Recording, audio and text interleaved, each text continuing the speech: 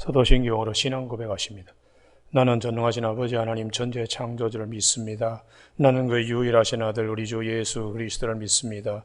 그는 성령으로 잉태되어 동정노 마리아에게서 나시고 본디오 빌라도에게 고난을 받아 십자가에 못 박혀 죽으시고 장서된 지 사흘 만에 죽은 자 가운데서 다시 살아나셨으며 하늘에 오르시어 전능하신 아버지 하나님 우편에 앉아 계시다가 거기로부터 살아있는 자와 죽은 자를 심판하러 오십니다. 나는 성령을 믿으며 거룩한 공교회와 성도의 교제와 죄를 용서받는 것과 몸의 부활과 영생을 믿습니다. 아멘. 오늘 아침에 하나님께서 우리 모두에게 주시는 생명과 진리의 말씀은 창세기 19장입니다. 본문이 길기 때문에 9장 12절에서 17절까지 교독하시겠습니다. 창세기 19장 12절. 그 사람들이 롯에게 이르되 이외에 네게 속한 자가 또 있느냐? 네 삽이냐 잣냐나 네 성 중에 네가에 속한 자들을 다 성 밖으로 이끌어내라.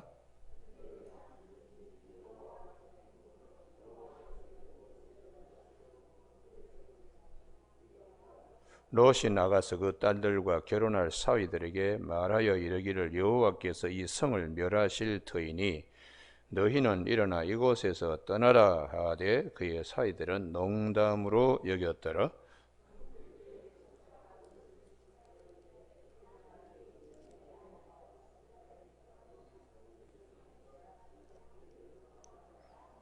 그러나 롯이 지체하매 그 사람들이 롯의 손과 그 아내의 손과 두 딸의 손을 잡아 인도하여 성 밖에 두니 여호와께서 그에게 자비를 더하심이었더라.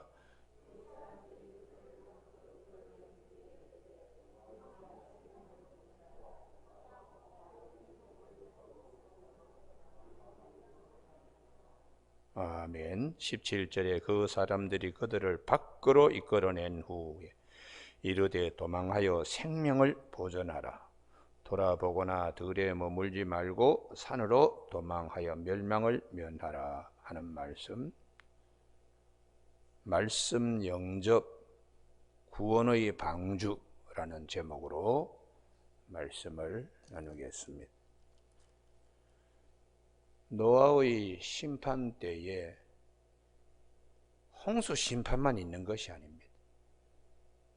구원도 있었습니다. 노아의 가족 식구들은 구원받았는데 다른 사람들은 다 멸망하고 말았습니다. 심판과 구원이 동시에 이루어진다고 성경은 우리에게 수차 말씀하십니다. 경우가 그리고 상황만 다를 뿐이지 진리는 심판과 구원은 동시에 일어난다고 말씀하세요. 오늘 소돔과 고모라 성에 심판만 있는 것이 아닙니다. 구원도 있습니다. 동시에 일어납니다.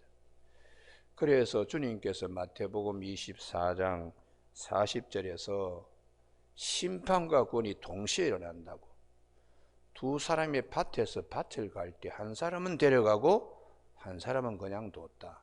한 사람은 구원받고 한 사람은 버림받았다. 또 그 다음에 41절에서 두 여인이 맷돌을 갈 때 한 사람은 데려가고 한 사람은 그냥 뒀다. 그렇게 주님께서 심판과 구원이 동시에 일어난다는 것이죠. 그러면서 하시는 말씀이 그런즉 깨어 있으라, 이렇게 주님이 말씀하셨습니다.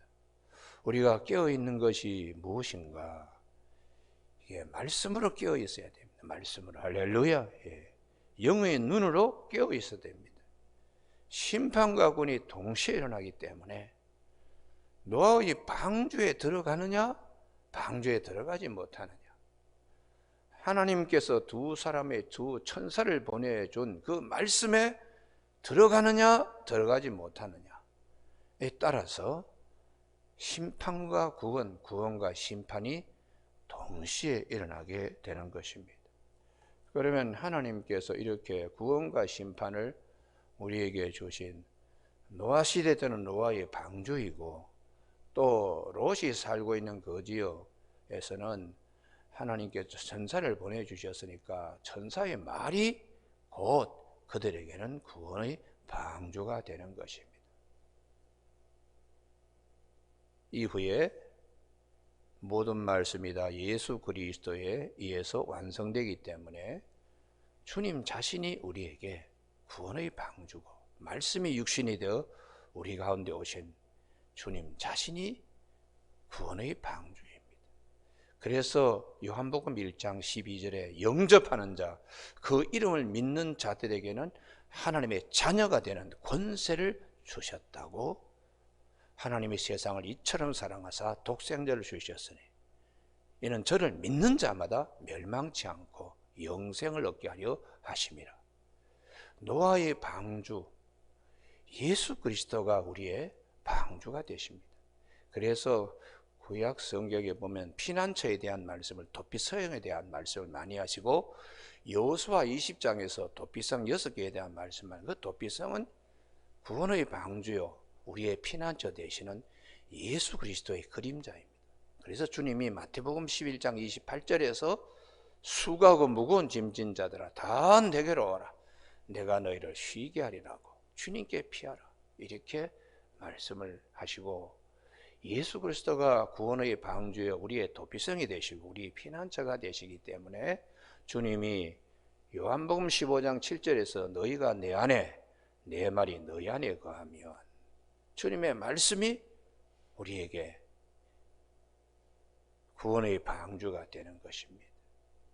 그래서 우리가 어떤 일이 있어도 주님 말씀에 붙어 있어야 됩니다. 할렐루야. 나는 포도나무여 너희는 가지라고 말씀을 굳게 붙들어야 돼요. 그렇게 되면 우리의 믿음의 심지가 견고하기 때문에 흔들림이 없습니다.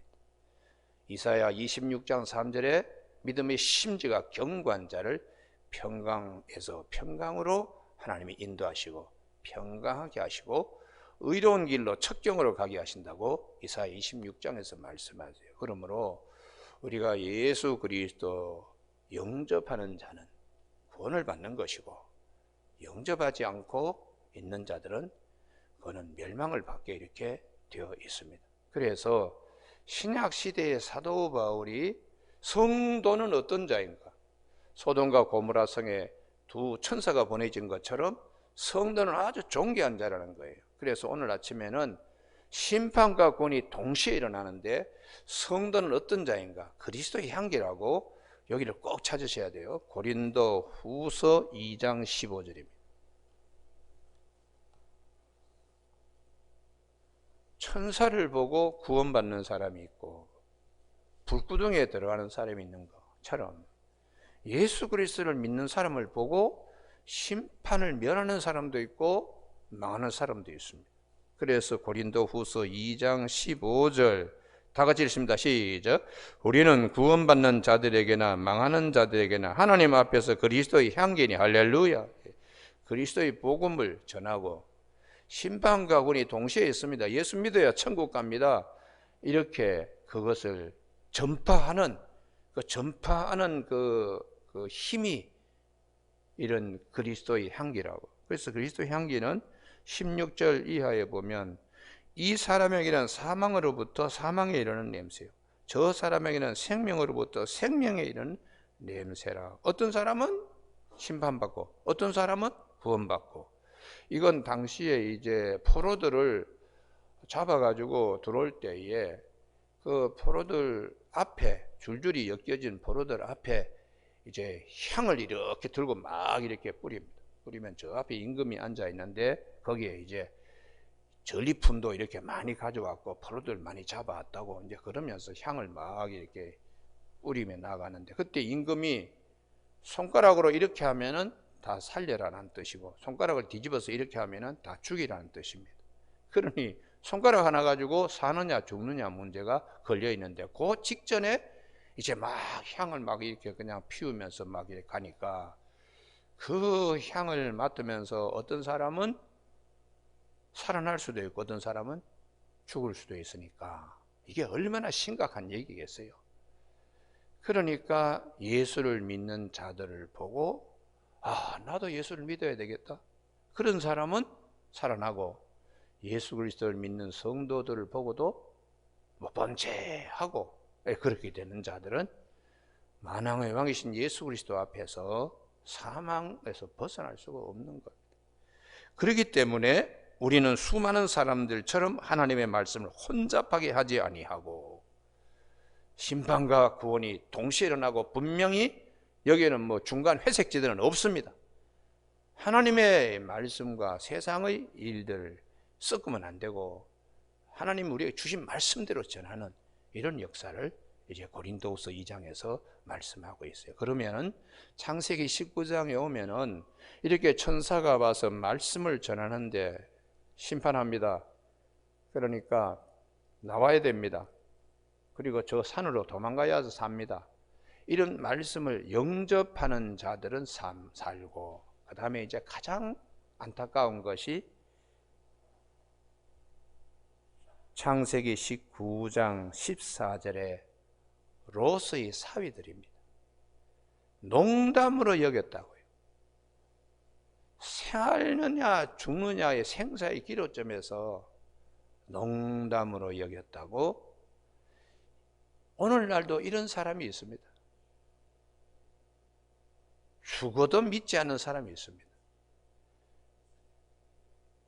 또 롯의 가족 식구들 가운데에 다 같이 나오긴 나왔는데 생명의 길로 뛰어가긴 뛰어가는데 유감스럽게도 롯의 처는 뒤를 돌아봄으로 구원에 이르지 못했습니다. 왜 그럴까요? 마음에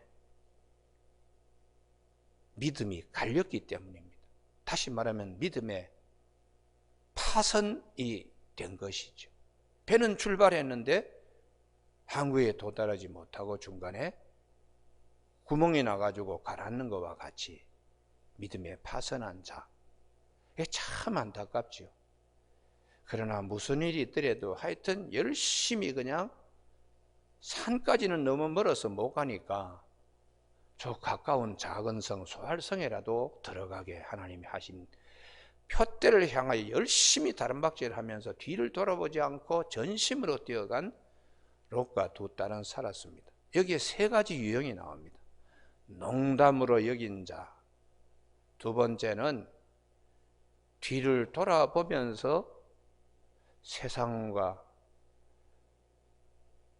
하나님이 우리에게 주시는 구원의 도피성이 앞에 있는데 세상을 돌아보면서 소금기둥이 되어 마음이 갈린 자, 롯의 처요. 그 다음에 구원의 열매를 맛보게 된 롯과 두 딸, 이렇게 세 가지 유형이 있어요. 그런데 이것이 사도 바울이 고린도전서 2장에서 말씀하세요.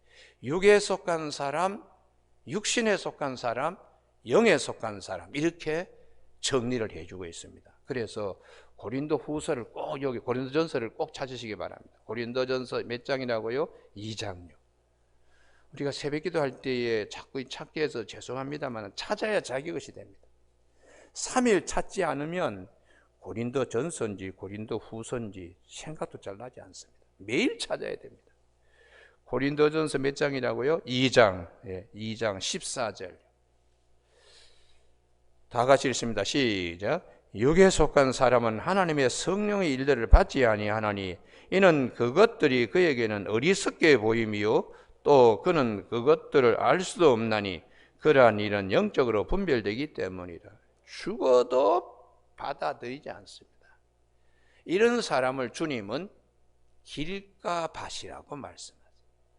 얼마나 마귀가 와서 밟아되었으면은 부드러운 마음이 그렇게 아주 딱딱하고 화인맞은 양심이 되어가지고 말씀을 던지는데도 마귀가 그냥 그 말씀을 자꾸 해방하는 거죠. 말씀이 땅바닥에 떨어지기 전에 뭐 와서 공중에 나는 새가 그냥 먹어버리듯이. 그래서 오늘날도 그럽니다. 하나님의 말씀을 전할 때에 어떤 분은 아멘 할렐루야 돼서 막 그냥 기쁨이 넘치는 분이 계세요. 부흥회를 다니다 보면 이 첫날이 이제 그 교회의 교인들하고 부흥사하고 싸움하는 날이 첫날입니다. 그날 부흥사가 교우들의 마음을 열든지 아니면 교우들이 스스로 부드러운 마음이 되든지 해야지 그 다음에 이틀, 3일 소낙비 같은 은혜를 받고는 3일 저녁에 아이고 좀 더 했으면 좋겠다. 더 그냥 더 말씀을 들었으면 좋겠다. 그게 이제 부흥회의 열매가 되는데 첫날 이걸 꺾지 못하면 부흥사는 완전히 피보는 거죠. 3일 동안 그냥 내내 그냥 강단에 서서 굉장히 힘들게 부흥회 마칩니다. 여러분, 우리가 이 마음에 참 육에 속한 사람이 되지 않기를 바랍니다. 할렐루야. 예. 교회 다니면서도 그러면 가장 육에 속한 사람의 유형을 나타내는 게 어느 말씀 앞에서 육에 속한 사람이 되는가? 부활입니다. 부활. 부활에 참여한다 하는 부활에 대한 약속을 글쎄 사랑도 다 구제도 다 아멘이 되는데 부활은 글쎄 이게 이제 주님이 가장 우리에게 주신 큰 선물을 우리가 배쳐가면 안 됩니다. 나는 부활이요 생명이니 나를 믿는 자는 죽어도 살겠고 무릇 살아서 믿는 자는 영생을 우리가 갖는다고 주님이 분명하게 말씀하셨습니다. 할렐루야. 이건 인간적인 어떤 백과사전에서나 혹은 어떤 과학을 얘기하는 의학을 얘기하는 서적에서는 찾아볼 수 없습니다. 오직 하나님의 말씀이 기록된 성경에서 우리에게 약속하신 말씀이기 때문에 말씀 영접이 구원의 방주가 되는 거예요. 할렐루야. 두 번째에 롯의 처와 같이 출발은 했는데 열매를 맺지 못한 이런 자를 고린도전서 3장 3절에 육신에 속한 자, 육신에 속한 항상 싸움이 있고 다툼이 있습니다. 하나님의 것과 사람의 것이 항상 다툼이 있고 싸움이 있습니다. 구원과 심판 이 두 가지가 롯의 처에는 마음에는 이게 마음이 갈려져 가지고 두고 온 저 세상도 궁금하고 앞으로 갈 것에 대한 확신도 없고 주저주저 하다가 머뭇머뭇거리다가 하나님과 바알 사이에 머뭇머뭇거리는 것과 똑같습니다. 여러분 우리는 그래서 주님께서 마태복음 13장 천국장 말씀 씨 뿌리는 자의 비유에서 안타까운 열매 맺지 못한 경우를 돌짝밭과 가시떨기 밭으로 주님은 말씀하세요. 아멘으로 할렐루야 하고 말씀을 받았는데 어려움이 있을 때는 뿌리 내지 못하고 믿음의 심지가 견고하지 못해서 그냥 금방 시들어버리고 축 늘어집니다. 하나님의 받은 은혜를 우리가 끝까지 붙들려고 그러면 십자가 부활, 부활과 십자가 예수 그리스도를 통해서 우리 가장 큰 선물입니다. 할렐루야. 이거 절대로 놓치면 안 돼요. 또 가시떨기 밭은 세상의 염려 근심이 너무 커서 믿음이 성장하거나 열매 맺는 일에 방해를 받는 겁니다. 그래서 이 돌짝밭이나 가시떨기 밭에 있는 마음은 고린도 후서 3장 3절에 육신에 속한 자의 경우입니다. 그 다음에 이제 구원받는 롯과 그의 두 딸은 천사가 말한 대로 그냥 하는 겁니다. 할렐루야. 그 말씀 영접하는 대로 말씀이 그냥 움직여 가는 거예요. 그래서 무조건 믿고 뛰는 겁니다. 그 시간에 집에 있는 살림살이 모든 것이 무익하지요. 오직 구원은 천사들을 통하여 하나님이 보내신 자를 통하여 주신 말씀만이 구원의 방주가 되는 거예요. 그래서 이런 자를 고린도전서 2장 15절에서 신령한 자라고 말씀합니다. 할렐루야. 예. 여기를 잘 보셔야 되는데요. 신령한 자는 모든 것을 판단하나 하나님의 구원의 계획, 베풀어 주는 은혜 이런 것들을 잘 분별할 수 있어요. 자기는 아무에게도 판단을 받지 아니하느니라. 이유는 안에 계시는 성령님이 다 말씀하시니까. 성령님이 천사를 보내주시듯이 성령님을 주님이 보내주셨기 때문에 그분이 그 안에서 모든 것을 말씀하세요. 그래서 요한복음 14장 26절에 보혜사 곧 아버지께서 내 이름으로 보내실 성령과 너에게 모든 걸 가르치시고 내가 너에게 분반 모든 말씀을 생각나게 하시리라. 할렐루야. 그분이 계시니까 세상의 어떤 판단도 받을 필요가 없습니다. 오직 천사의 말이 등불이 되는 거예요. 그래서 16절에 다 같이 읽습니다. 시작. 누가 주의 마음을 알아서 주를 가르치겠느냐? 그러나 우리가 그리스도의 마음을 가졌느니라. 할렐루야. 주님이 내 안에 계셔서 성령님이 다 말씀하시기 때문에 누가 주의 마음을 알아서 주를 가르치겠는가? 사람의 깊은 것도 사람의 영 외에는 알지 못하듯이 하나님의 영, 성령 이외에는 하나님의 깊은 것을 알 수가 없어.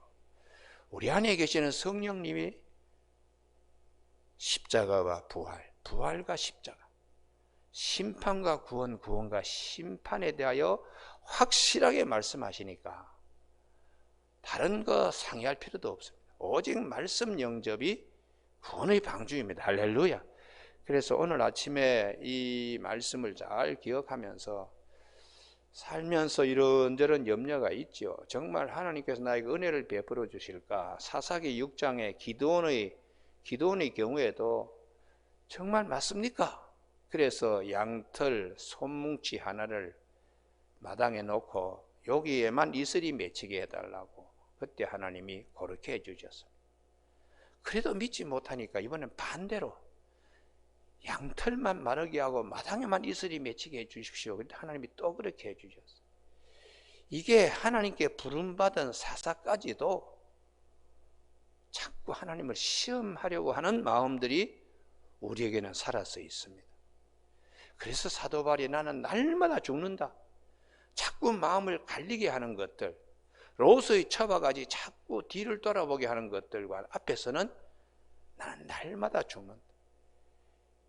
광야에서 왜 걸음들이 곱게 길이요 진리요 생명이신 주님의 말씀대로 가지 못했는가?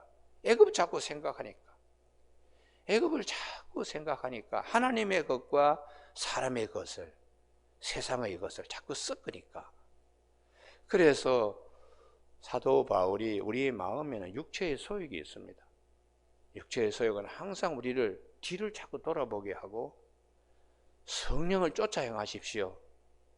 롯과 그의 두 딸이 뛰어간 것처럼 성령께서 인도하시는 대로, 내 마음에 계시는 성령님이 인도하시는 대로 그 길이 있습니다. 그래서 갈라디아서 5장 16절에서 성령을 쫓아 행하라. 그래야만 육체의 소욕을 이루지 아니하고, 갈라디아 5장 22절에 열매를 맺게 되는데 사랑과 희락과 화평과 오래 참음과 자비와 양성과 온유 충성 절제 이 같은 법을 금지할 법이 없느니라. 예수 그리스도의 사람은 그 정과 욕심을 십자가에 못 박았느니라 라고 말씀하고 있습니다. 오늘 아침 우리 모두가 참 주님이 진리의 말씀 주신 거 아멘 할렐루야가 되기를 바랍니다. 할렐루야. 구원의 방주에 들어간 노아의 가정은 문이 열리면서 새하늘과 새 땅을 봤습니다. 예수 그리스도의 말씀의 구원의 방주에 있는 자들은 요한계시록 뿐만 아니라 사도 베드로가 베드로서에 우리는 새하늘과 새 땅을 바라본다고 그렇게 말씀하고 있습니다. 아침에 창세기 19장 여기에 핵심은 말씀 영접은 구원의 방주다. 그걸 끊임없이 말씀을 우리에게 하시는, 그래서 이건 전적인 은혜죠. 전적인 은혜인데 롯의 아내는 말씀을 끝까지 붙들지 못, 뒤돌아보지 말라 그러면 그렇게 해야 되는데, 따먹지 말라 그러면 그렇게 해야 되는데, 마귀가 와서 하나님같이 되리라 해서 죄가 들어오게 하고, 뒤돌아보지 말라 그랬는데 뒤돌아봄으로 소금 기둥이 된 비극이 있었습니다.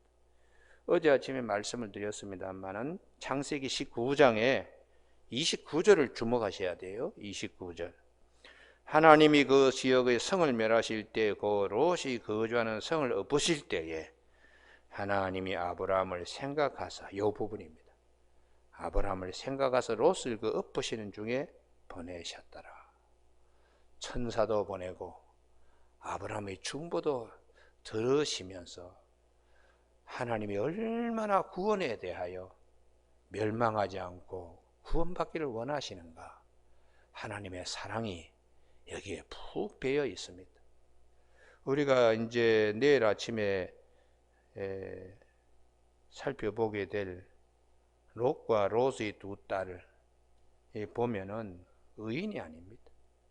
구원받았는데도 서로 또 몸섞고 자식 생산하고, 그래서 모압과 암몬 족속이 되어서 이들은 영원히 여호와의 총회에 들어오지 못하게 된다고 하나님이 말씀하신 이유는, 한번 은혜를 우리가 체험하고 난 다음에는 세상 것으로 돌아가서는 안 돼요. 그래서 히브리서에 보면 한번 하늘에 속한 신령한 맛을 보고 다시 범죄를 저지르면 예수님을 다시 십자가에 못 박는 것이라고, 구원의 은혜를 우리가 거룩한 것 개에게 주지 말고 진주를 돼지에게 던지지 말라고, 구원의 은혜를 가장 값진 것으로 우리가 가져야 되는 것입니다. 오늘 아침에 아브라함을 하나님이 생각하시고 천사를 보내주셔서 어떻게 하면 구원받게 할까, 하나님의 사랑이 우리의 마음에 크게 부어서 어떻게 하면 이 세상에 멸망치 않고 구원받을 수 있을까, 예수님을 보내주시고 예수님의 말씀을 우리에게 약속하시고 성령을 보내주신 하나님의 그 사랑의 높이와 깊이와 넓이와 길이를 아는 이 아침이 되기를 주님의 이름으로 축복합니다. 기도하시겠습니다. 하나님 아버지, 오늘도 우리에게 심판과 구원이 동시에 일어남을 말씀 영접이 구원의 방주라고 하신 이 말씀을 잘 기억하여서 오늘도 우리 안에 내주하시는 성령님 인도하심에 따라서 구원의 은혜에 감격하며 세상을 향하여 부러워하거나 뒤를 돌아보는 일이 없이 앞만 보고 표대를 향하여 어떻게 해서든지 부활에 참여하려고 하는 사도 바울의 열정이 오늘도 우리 안에 차고 넘칠 수 있도록 도와주시고, 말씀이 육신이 되어 우리 가운데 오신 예수님, 또한 성령님을 보혜사로 우리에게 보내주신 하나님의 그 크신 사랑에 감사하는 이 아침 되게 하여 주시길 원하오며 예수님 이름으로 기도드립니다. 아멘. 하늘에 계신 우리 아버지, 아버지의 이름을 거룩하게 하시며 아버지의 나라가 오게 하시며 아버지의 뜻이 하늘에서와 같이 땅에서도 이루어지게 하소서. 오늘 우리에게 이루어갈 양식을 주시고 우리가 우리에게 잘못한 사람을 용서하여 준 것 같이 우리 죄를 용서하여 주시고 우리를 시험에 빠지지 않게 하시고 악에서 구하소서. 나라와 권능과 영광 영원히 아버지의 것입니다.